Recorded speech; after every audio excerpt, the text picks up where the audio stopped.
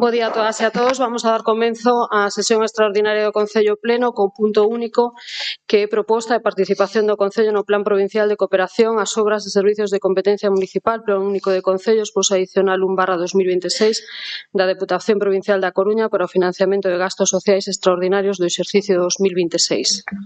Visto o dictamen favorable, coas abstencións do Partido Popular 3, a favor dos demais grupos, TEGA 5, BNG 2, PSDG, PSOE 1, na Comisión Informativa de Contratación Persoal Especial de Contas do día 12, o seu presidente propón ao Pleno participar no Plan Provincial de Cooperación ás obras e servicios de competencia municipal pos adicional 1/2026 da Deputación Provincial da Coruña para o financiamento de gastos sociais extraordinarios, aceptar a totalidade das súas bases e solicitar a aplicación da achega provincial asignada a gastos sociais por un importe de 198.594,25 euros. Segundo, comprometerse a facer constar a colaboración da Deputación da Coruña en toda a información, impresa, informática ou audiovisual que fagan das actividades ou investimentos subvencionados, así como no seu caso na página web por redes sociais. E terceiro, facultar expresamente a Alcaldía para todo relacionado coa tramitación e xestión deste expediente. Alguna intervención? Román. Ben, bos días a todas e a todos. Estamos aquí para ter este punto que é a participación do plus adicional para gasto social, que como ben se explicou agora, cantidad son 198.594,25, que irá destinado ao financiamento do contrato do SAF. Nada máis, moitas gracias. Alguna outra intervención? Silvia. Bo día a todos, señora alcaldesa, compañeiros de corporación. Hoxe traemos a este pleno a participación de Narón no Plan POS adicional 1/2026 da Deputación da Coruña. Un plan que nos asigna unha achega provisional de 198.594,25 euros, destinada a gastos sociais extraordinarios. É de xustiza destacar o papel fundamental da Deputación. Sen estes casi 200.000 euros, a presión sobre as arcas municipais sería aínda máis asfixiante. Segundo os informes técnicos deste Concello, a previsión de gastos para o SAF na súa modalidade de dependencia no exercicio 2026 ascende a cifra de 3.692.145,48 euros. A realidade económica que nos presentan os informes é clara. A Xunta de Galicia chega a algo menos de 1,7 millóns de euros e os usuarios pagan uns 314.000 euros. Isto deixa un oco que o Concello debe cubrir con fondos propios de case 1,5 millóns de euros, o 40,10% do total do servizo. Grazas á Deputación, podemos mitigar parte deste esforzo financiero para un servicio que é obrigatorio e esencial. Porén, dende este grupo debemos facer unha crítica política necesaria sobre a xestión do servicio.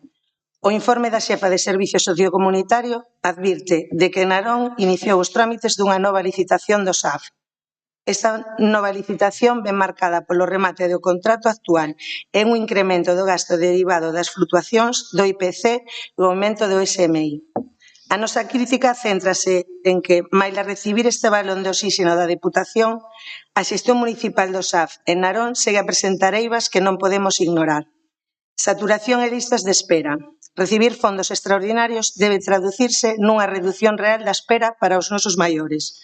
Non podemos permitir que o recoñecemento da dependencia sexa un papel mollado entre o servizo non chega ao fogar. Sustentabilidade do servicio. O incremento dos custos pola nova licitación non pode recaer sempre no esforzo dos veciños ou na precarización das condicións das traballadoras do SAF, que son o alicerce do sistema. Falta de financiamento autonómico. É evidente que a Xunta non cobre o que lle corresponde, pero este goberno local ten a obriga de xestionar con eficiencia os recursos que si chegan da Deputación para que vayan destinados íntegramente a horas de atención e non a cubrir buqueiros de mala planificación. En conclusión, votamos a prol de aceptar estes fondos da Deputación, pero exiximos que os 198.594,25 euros se utilicen para garantir que ningunha persoa vulnerable en Narón quede sen asistencia necesaria por falta de axilidade administrativa ou por unha xestión que parece máis centrada nos números que nas persoas. Grazas. Feno. Bo día. Nós, por suposto, que imos votar a favor de participar neste POS, que é plan adicional que se creou pensado para cubrir os gastos sociais derivados do COVID en principio, e o propio BNG na Diputación decideu deixalo permanente para precisamente pensando en poder cubrir na maioría dos concellos parte deste servicio tan importante que é o SAF. Porque está claro que está infrafinanciado pola Xunta e o Estado, sigue sendo unha carga moi grande para os concellos, e por eso entre todos temos que apeitugar, e así o veu o BNG na Diputación. Tamén quero aproveitar para decir que temos que ser todos quen fagamos un esforzo, que nos apeituguemos para que este servicio tan importante sea un bon servicio. Agradecer outra vez máis as traballadoras do SAF teñan aquí o comité que está disposto a que este servicio seña o mellor posible en Narón, e día tras día están traballando, están intentando modificar estas bases para que cubran as necesidades de traballadoras e tamén usuarios, e temos que tomar nota delas, e tamén dende o Concello facer un esforzo para que este servicio seña o mellor posible, aproveitando este momento onde temos que facer unhas bases e unha nova licitación. Nada máis. Germán. Gracias, señora alcaldesa. Buenos días a todos e a todas. Bueno, desde o Grupo Popular, como xa comentamos na Comisión de Facenda, consideramos necesario que se debería facer algo extraordinario con estes fondos que chegan do poso adicional 2026, destinada a gastos sociais, e que temos entendido, como ben dixo o portavoz, que se van a incluir na partida do SAF e da Lei de Dependencia. Entonces, como ben se comentou aquí, son prácticamente 200.000 euros, 198.594, e que, lóxicamente, se facemos unha media de custo da hora de sobre 20 euros, porque tamén somos conscientes que hai moitos usuarios que teñen que aportar unha parte dese coste, nos supoñería ao redor de 9.929 horas anuais de atención, e que nos quedaría en 206 horas semanais aproximadamente. E con isto consideramos que somos conscientes que hai familias e persoas que viven solas e familias vulnerables que ahora mismo non están tendo a resolución que deu desde a Xunta de Galicia, non teñen adjudicadas as horas todas completas, e con isto consideramos que se debería facer algo extraordinario, como así son estes fondos extraordinarios. E entendíamos que se podría atender prácticamente a 20 familias, esas 20 familias que viven solas ou que son vulnerables por temas da súa situación, como xa lle comentei algún día a concelleira, e que podríamos aproveitar a revisar esas horas desas familias, e así como incluso se podría aproveitar tamén para revisar as horas que teñen as auxiliares de que traballan, é dicir, tamén daría para un marxen como mínimo de mellorarlles a súa retribución, no sentido de que se non están a xornada completa, con esta forma podríase chegar a unha xornada completa. Se ampliamos 10 horas, unha media de 10 horas semanais a cada usuario, pois aí estaríamos no cupo, e considero que estes fondos deberían de ser unha para revisar eso, que aproveitaríamos as dúas partes, que os usuarios cumpriran esa resolución que teñen adxudicada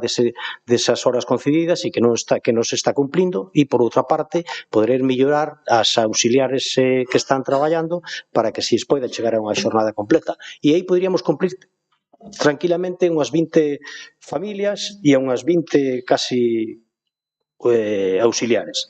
Nos, desde logo, consideramos que esta é unha proposta realista, que socialmente é necesaria e que é perfectamente asumible, e que creo que desde servicios sociais se debía ter en conta e se debía revisar para intentar solventar esa problemática que estamos tendo, que somos conocedores de que, como dicía, que hai moitas familias que necesitan que se lles complete a resolución que teñen de concedida e que non se está facendo, e, bueno, pois estes fondos que veñen extraordinarios sería moi interesante e como ben dixen, unha proposta realista que se pode perfectamente asumir por parte deste servicio.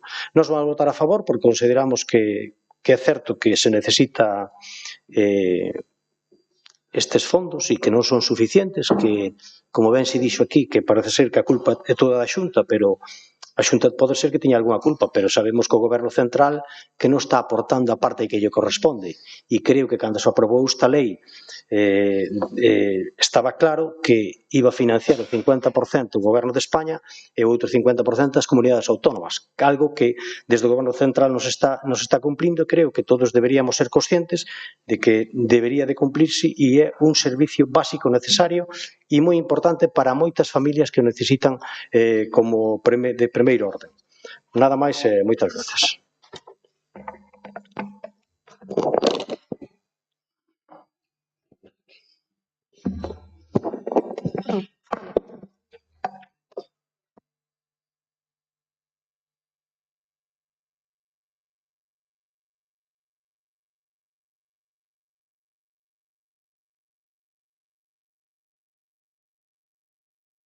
Ou non?